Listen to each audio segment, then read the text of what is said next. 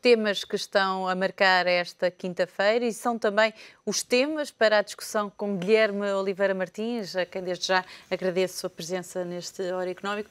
Começamos por estes dois pareceres, logo num dia. Dois pareceres, um do Conselho de Finanças Públicas e outro do Conselho Económico e Social. E ambos são unânimes. A austeridade tem peso e medida e neste momento poderá estar a ultrapassar os limites. Pelo menos Teodora Cardoso diz mesmo já não há espaço para mais impostos, atingimos o limite. Sim, bem, há aqui um aspecto também importante, é que não obstante estes dois pareceres do Conselho de Finanças Públicas e do Conselho Económico e Social, já tínhamos o parecer da Unidade Técnica de Apoio Orçamental no Parlamento, que já vinha indicado que, de facto, estas perspectivas e o pressuposto que consta do relatório do orçamento já em si seria demasiado otimista para aquilo que se apresenta. Estamos a falar do cenário macroeconómico, o cenário macroeconómico, as previsões e as próprias medidas. medidas. Há aqui um aspecto de fundo que interessa rebater, que é o seguinte. De facto, estas declarações da doutora Teodora Cardoso indiciam aquilo que nas últimas semanas já temos vindo a detectar. E que não se percebe qual é que é a origem do cálculo por parte do Governo dos 4 mil milhões de euros. Não se percebe. Eu consigo perceber que, eventualmente, o que está em causa é a decisão do Tribunal Constitucional, que, no fundo, declarou inconstitucional esta medida, com efeitos a partir de 2013, do corte dos subsídios. Vai baralhar todas as contas. E que isto terá um valor. Só que não se sabe. O Governo nunca revelou esse valor. Apresenta um pacote de 4 mil milhões de euros. Aliás, pacote este consta da proposta de orçamento, mas uma semana antes a proposta de orçamento evidenciava um conjunto de medidas de austeridade que depois eram mais amplas do que aquelas que vinham a constar no âmbito da proposta, e de facto este ato informativo que existe entre o Governo e o Parlamento, que é no fundo é o Parlamento que é o órgão de soberania a quem compete analisar e aprovar e discutir o orçamento, não tem essa informação. Daí esta dose de incerteza quanto ao futuro. Quanto à questão dos impostos, há aqui um aspecto muito importante quanto à receita da austeridade. É que, e mesmo tendo em conta as declarações de Mário Draghi quanto ao interesse, quanto à questão das taxas de juros e da fixação das taxas de juros no futuro, portanto, com uma perspectiva de crescimento, dá sinais positivos. É que, de facto, esta questão dos sinais positivos indiciam que a receita da austeridade não deve ser esta que o Governo está a seguir. É que a receita que o Governo está a seguir é a seguinte, é uma receita de pânico neste momento. E é uma receita de pânico porque, como o país está em recessão e há uma previsão que essa recessão se mantém em 2013, evidentemente que a forma de atuação deve ser o mais cautelosa para o Governo. E o que é que significa ser cauteloso? Não conseguindo haver alguma impotência na mexida da despesa, então vamos mexer mais na receita. No fundo é isso que significa, e vamos aumentar mais os impostos. Mas isso é um erro, porque o debate da austeridade e que tem sido muito amplo desde os anos 80, assenta naquele conceito do multiplicador orçamental. E o que é que já agora explicar o que é que funciona este multiplicador? O multiplicador orçamental foi criado com um determinado pressuposto e que, no fundo, a redução em $1, um multiplicador que é discutido por um teórico americano, que diz que por cada redução de $1, quantos dólares é que a economia perde? E nos anos 80 havia uma crença de que por cada $1 que o Estado reduzia de despesa, havia uma perda de 50 cêntimos.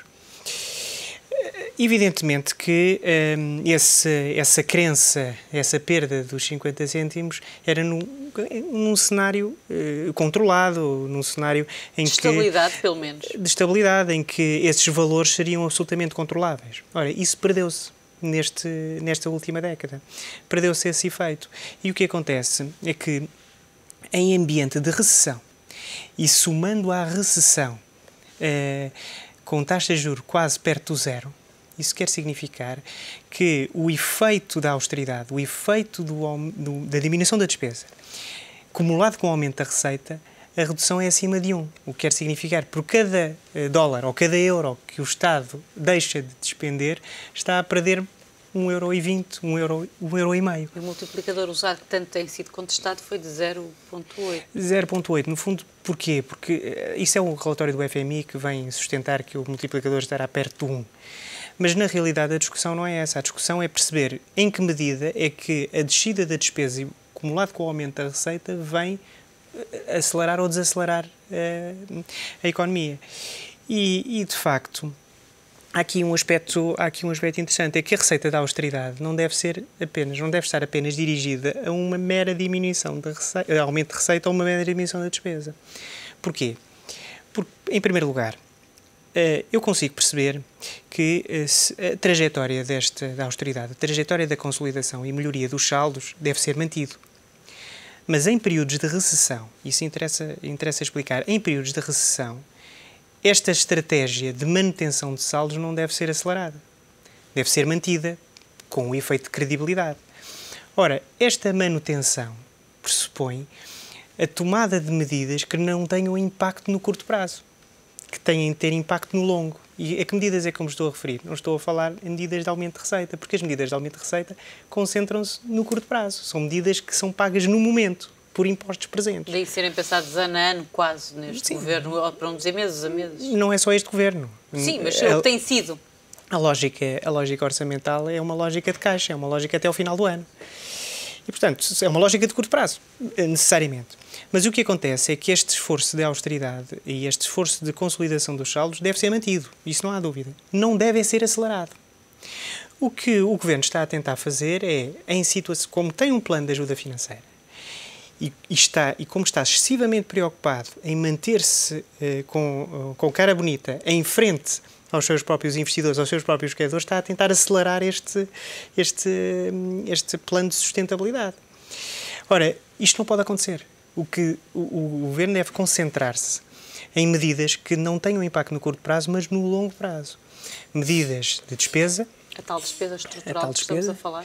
E a despesa estrutural. E, por outro lado, atrair os investidores de forma a concentrarem-se em projetos-chave. Que é isso que falta, projetos-chave. Eu diria, um projeto, enfim, eu agora, o primeiro projeto que me vem à cabeça é um projeto que o próprio Governo descartou logo desde o início, que é o TGV, a questão do TGV, que seria um projeto que foi tão controverso. Porque aí era o Estado que o pagava e não haviam os tais investidores. Pois, à partida havia um consórcio. Enfim, eu não vou agora analisar, não vamos entrar por aí, mas interessa explicar que falta um projeto-chave. Mas este Governo, como é que está pode merecer confiança de novos investidores, estamos a falar de novos investidores de investimentos, quando não mostra estabilidade nas políticas e no rumo que segue? Um investidor estrangeiro não quer vir para um país onde um mês pode ser uma coisa a ditar os seus impostos, as suas regras, e no mês ser outro. Esta instabilidade não é aconselhável. Não é aconselhável. Lá está, é a tal preocupação de não borrar a pintura. É a preocupação de não borrar a pintura, mas não se consegue atrair. E, portanto, é uma preocupação própria de quem prossegue esse tipo de políticas de mero aumento de receita e diminuição de despesa. Quer manter-se bonito perante os credores. Mas não basta isso. É preciso concentrar-se em projetos-chave. Não está a pensar na economia. Mas agora, numa fase em que era preciso pensar na economia, pensar nesta tal reestruturação da despesa do Estado, uma coisa que foi lançada na altura do debate do orçamento, que toda a gente, que dominou o debate no Parlamento, que se fala em 4 mil milhões de euros, o PS já se auto-excluiu desta negociação. Pedro Passos Coelho vai dizer que o Governo assume a responsabilidade. Mas, de alguma forma, tinha que ser uma despesa e uma reestruturação do Estado pensado a longo prazo, para o futuro. Sim. A questão fica ruinoso. Sim, mas o argumento da refundação do Estado deve reunir o máximo consenso possível. Mas isso, na realidade, não é uma refundação de Estado nenhum. Nós não estamos a refundar nada. É só cortar despesa, estamos a cortar despesa. No fundo, é um argumento para cortar, eu agora estou a usar aqui uma imagem potencial, cortar a função pública em 100 mil funcionários. Tal como Teodora Cardoso alertou, este número pode fazer com que hajam cortes a direito. Sim, e portanto, no fundo é isso, é uma medida cega. É uma medida cega que, como eu, e procurando ligar com o que eu disse anteriormente, é uma medida de tentativa de acelerar a consolidação orçamental, pela via mais fácil. e usando uma palavra que é a refundação. Mas a refundação, do ponto de vista do cardápio disponível para os vários decisores económicos, nós temos um outro nome, que é a reformas estruturais. O conceito de reforma estrutural já está muito gasto. Até então, já as pediram, no próprio memorando falava em reformas estruturais que se dizem que não têm sido feitas. Exatamente. E, portanto, não havendo esta impotência quanto às reformas estruturais, então usa-se uma outra expressão, a expressão refundar, que dá a ideia que para o contribuinte médio, para um cidadão médio, isso significa que, pronto, isto quer significar que daqui a 1, 2 anos vamos pagar menos impostos. No fundo, é uma ideia inteligente, é utilizar esta palavra de forma inteligente. Mas a leitura não foi pelo contrário, porque no Parlamento o que se disse foi que vamos acabar com o Estado Social. Exatamente. Mas é uma ideia dúbia, porque quando ouvimos um cidadão médio na rua, e portanto, e quando perguntamos se quer a refundação do Estado, um cidadão médio diz sim, com certeza quer a refundação do Estado. Mas com uma ressalva, é que o próprio cidadão médio está a dizer eu quero a refundação do Estado porque eu não quero pagar mais impostos. Não consigo mais pagar. É esse tal pânico que se falava? Na realidade, há uma desconsideração neste tipo de políticas. Havendo impotência do lado da despesa, a única forma de ir buscar é ao cidadão, ir ao contribuinte.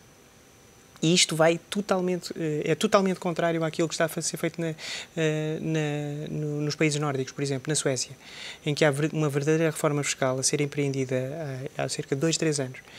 E essa reforma fiscal, quando nós olhamos para o desenho da reforma, e reparem, há que reparar no seguinte, na Suécia há um acordo que foi celebrado em 1938 entre o Estado, os trabalhadores e os empregadores, no sentido de haver a redistribuição de riqueza efetiva através do sistema tributário.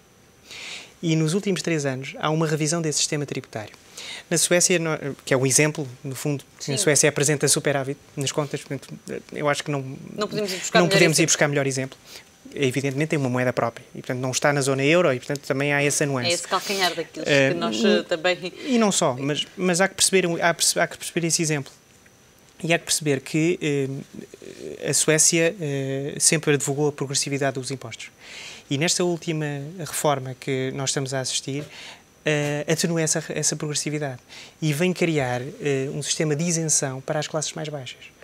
Ora, o que está aqui a ser feito no caso português é precisamente o contrário. É diminuir os escalões, diminuir o valor mínimo dos escalões. O escalão mais alto. Os rendimentos mais baixos. O escalão mais alto em 2012 era 150 mil euros. Vai ser reduzido por 80 mil. É precisamente o contrário. A ideia da nova progressividade sueca é uma ideia muito inteligente, que é a ideia de aumentar as taxas nos escalões mais altos e diminuí-las, de preferência colá-las ao zero, nos escalões mais baixos. Isso é a verdadeira política redistributiva. Isso não é meramente receita por aumentar a receita, para tentar procurar o mais impostos possíveis. Onde está o maior leque da população? É pensar mesmo quem poderá ter a capacidade de pagar mais? É pensar quem poderá ter a capacidade de pagar. E, portanto, é nesse sentido que temos que estar concentrados. Ora, o Governo não está a fazer isso. Guilherme, outra questão. Tendo o Governo auto-excluído, o PS, auto-excluído desta repensar as funções do Estado, a despesa do Estado, muito já se disse que poderá já estar tudo bem alinhavado com a Troika, com a Comissão Técnica Internacional sobre que cortes e onde os fazer e que áreas, apesar de Pedro Passos Coelho ter dito que isso não está especificado. Temos uma missão da Troika que vai começar segunda-feira, que vai durar apenas 8 dias. É a mais curta de sempre. Poderia dar razão a estes sinais de que já estará tudo alinhavado? Isto não é um diálogo de políticos, na realidade. Há um estudo muito interessante que foi feito por um think tank belga, que se chama Bruegel, e esse estudo é uma imagem interessante, mas só para percebermos que este diálogo não é político, isto já foi previamente negociado, e não por políticos. E esse estudo tenta ver nos últimos, pegando uma expressão de Kissinger, nos anos 70, Kissinger dizia que quando tentava falar com países europeus, ou com a Europa em si mesmo, não tinha ninguém do outro lado do telefone. E há um estudo muito interessante que foi feito pegando no secretário de Estado do Tesouro, Tim Geithner, saber nos últimos 6 meses, nos primeiros 6 meses de 2012, quantos contactos é que tinha feito e em termos proporcionais com quem é que tinha contactado na Europa. O resultado é muito interessante, é que mais de 50% dos contactos que foram feitos na Europa foram feitos com o Mário Draghi. O que quer significar que, e nós nem encontramos o Presidente da Comissão Europeia nos contactos efetuados, o que quer significar que isto não é um diálogo estritamente político, não são os próprios Estados que estão envolvidos, mas o Banco Central. O próprio, quem manda na moeda. Quem manda na moeda. E, portanto, tudo isto para chegar a uma conclusão é que, de facto, mesmo no âmbito de programas de ajustamento, os próprios Estados, mesmo que tenham disponibilidade para exercer a sua política orçamental, essa política orçamental está completamente conformada pela política monetária, está completamente conformada pelo diálogo entre as autoridades monetárias e pouco mais. Então, neste momento, é só um jogo de presenças e de decisões que não estão a ser feitas. Esta notícia, agora passando para aumento de impostos, que estes que já foram decididos, e vamos ver como vai ser discutido no Orçamento de Estado, neste debate, que é a questão da sobretaxa de 4%. Veio, segundo o apuro económico, estará os partidos que apoiam o governo, os partidos da maioria, a tentar convencer o ministro Vítor Gaspar, ao invés de cobrar a sobretaxa dissolvida mensalmente, para ser em 2 golpes certeiros, nos subsídios de férias e de Natal. Para isto, podia ser uma forma para não reduzir o rendimento mensal das famílias, logo também não reduzir o consumo, não reduzir a receita fiscal do governo. Poderá ser uma boa opção ou não é? É igual. No fundo, apenas adia a medida que está a ser preconizada. Na realidade, 4%. Este valor representa, teria um impacto no orçamento mensal de 10% em cada um dos vencimentos dos agregados. Portanto, é um impacto muito grande. 10% é, de facto, um impacto muito grande. É preciso perceber o seguinte, até a aprovação do orçamento, ainda vamos ter alguns episódios interessantes quanto a esse aspecto da sobretaxa. Porque, de facto, esta sobretaxa nunca foi consensual, mesmo dentro da coligação. Sim, não nos podemos esquecer que foi pela primeira vez que se ouviu tensões da coligação, abrigou presenças de Paulo Portas. Nunca foi consensual. E, portanto, não sendo consensual, provavelmente algo ainda poderá acontecer. Não, como? Sinceramente, cair a sobretaxa poderá ser, senão da receita tem que se ir buscar a algum lado, porque já muitos dizem que o déficit deste ano está em causa. Está em causa. Mas, na realidade, a medida da sobretaxa é uma medida para 2013 e, portanto, só daria impacto em todo o caso. O bolo da austeridade e de impostos a conseguir terão que ser maiores, se são para cumprir. Terá que haver um esforço maior. Agora, independentemente da discussão dentro da coligação, a ideia da sobretaxa é a demonstração que não há mais medidas do lado da receita para implementar que não esta sobretaxa, o aumento, porque isto representa a sobretaxa de 3,5% para 4%. E nem mesmo esta medida da sobretaxa acumulada com a tributação, o aumento da tributação dos rendimentos de capital, que nós no final deste ano vimos a aprovação de forma tão rápida e a subida da taxa de 25% para 26,5%, por exemplo, nos dividendos e nos restantes rendimentos de capital. E o aumento também dos escalões, logo o aumento da taxa de IRS cobrada mais uma vez, há aqui um pânico e uma tentativa de aceleração das medidas de consolidação do lado da receita. E este pânico não é desejável, porque de facto estamos a mudar as variáveis, o Governo está a mudar as suas próprias variáveis a meio do jogo e há aqui também uma ideia que interessa passar. É que muitas destas medidas podem vir a ser ao risco da declaração de inconstitucionalidade quanto a alguma das medidas. Não tanto quanto à questão material ou à questão de conteúdo, mas medidas que foram implementadas no Orçamento Retificativo de 2012 que correm o risco de violar a proibição da retroatividade. No terceiro Orçamento Retificativo? Deste ano. Que tipo de medidas? Eu estou a falar, por exemplo, do aumento de taxas dos rendimentos de capital, porque vamos cá ver o seguinte, vamos pegar no caso dos dividendos. Quando são dividendos antecipados, há uma relação de continuidade durante o ano.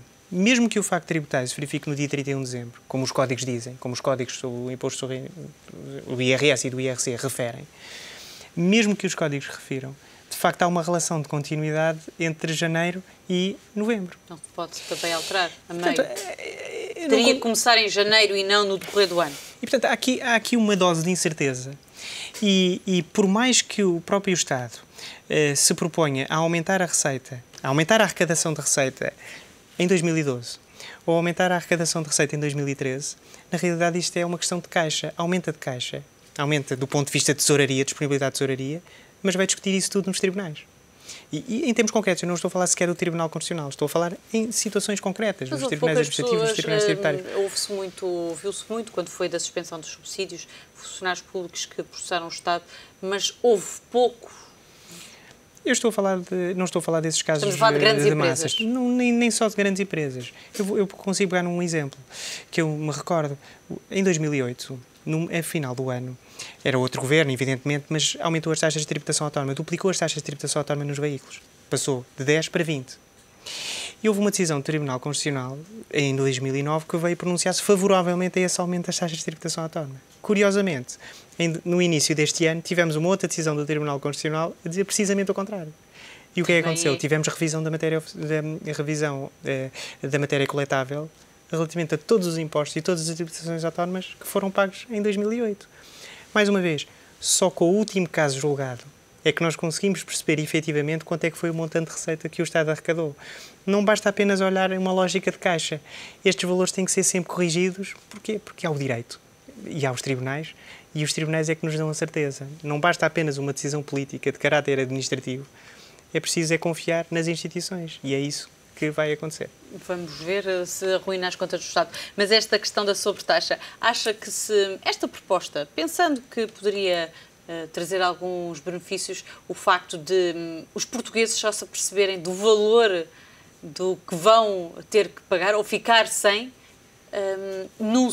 a meados, quer dizer, em julho, 6 meses decorridos, o consumo está pelo menos em linha com o que tem acontecido, continuam a consumir, do que de repente em janeiro já se aperceberem vamos ficar com muito menos rendimento e deixarem o consumo a níveis muito piores do que têm sido registados. Nós estamos a falar de os agregados familiares, as famílias portuguesas já retraíram o consumo. Portanto, na realidade já estão nos bens essenciais, já estão estritamente a pagar a renda da casa ou a prestação da casa quando ainda tiveram sorte de conseguir um crédito para empréstimo para comprar a habitação. Têm as despesas, o agregado familiar com a educação. Nós estamos a falar e com a alimentação, e estamos a falar já de matéria muito reduzida.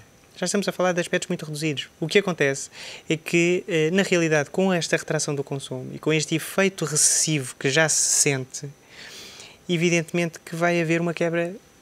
Enfim, as próprias famílias vão ver o seu orçamento em negativo. É que já não estão a ver, já não veem onde cortar no consumo, vão ver em negativo. E o que é que isto quer significar? Isto quer significar que o Estado, para não se... É perverso, é uma ideia perversa. O Estado, para não se endividar mais, vai fazer com que as famílias se endividem. É isso mesmo que vai acontecer. É um efeito de facto, o Estado português, no âmbito deste programa de auxílio financeiro, transfere para as famílias aquilo que não pode fazer. Como não consegue endividar-se no médio e longo prazo, consegue no curto prazo, e depois vem dizer que mesmo no curto prazo isso representou boas notícias, que eu não consigo ver. A emissão de bilhetes do Tesouro, para mim, não representou qualquer tipo de novidade ou de aspecto, algo de bom. E delega nas famílias o esforço que não conseguem empreender. No fundo é isso que vai acontecer. Aumentando os impostos, está a dizer, bem, agora deixem de consumir. Mas e as famílias dizem em diálogo com o Estado, mas nós já não consumimos. Então endividem-se, não é? Se nós não podemos, endividem-se. Ora, isto tem um efeito perverso.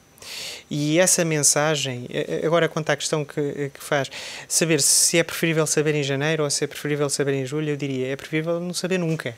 Eu preferia não ter essa medida, não é? Agora, de facto, do ponto de vista das expectativas, será preferível não mitigar essa medida e tentar ser muito claro, o Governo apresentar de forma muito clara e de forma muito coerente que se para aumentar a receita, que aumente desde janeiro. Não cria este efeito na carga fiscal apenas em maio, junho ou julho. Então, de alguma forma, era bom que esta proposta do PSD e do CDS fossem chumbadas? Mas isso evidentemente compete ao Parlamento apreciar, mas as medidas de austeridade têm este efeito. As medidas de austeridade têm de ser, não podem ser aceleradas, têm que estar concentradas em medidas de longo prazo e, em último lugar, o Governo tem que ser muito claro perante os próprios operadores e perante os próprios cidadãos e não mascarar as situações. Não dizer, isto vai acontecer um aumento de impostos, mas não é já para janeiro, é para meio do ano. Meio do ano logo sentem, não vão de férias, não é? Basicamente é isso que está a dizer. E já está a dizer que em fevereiro vai haver um novo pacote de medidas de austeridade, por isso os portugueses realmente, voltando a essa ideia, vivem em pânico. Obrigada, Guilherme Oliveira Martins, pela presença nesta Hora Económica. Obrigado.